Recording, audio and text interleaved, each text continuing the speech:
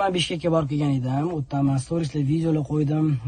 Samolyotda ko'chada qo'ygan videoyimni ko'pchilik noto'g'ri tushunib, sal noto'g'ri muhokamalarga sabab bo'lib qoldi. Men uzr so'ramoqchi edim shu bo'yicha va meni noto'g'ri tushunmasligini iltimos qilgan bo'lardim. Chunki men 1 gram yomonlash niyatim yo'q edi hech kimni va hech kimga zararim tegishini ham xohlamayman hech qachon.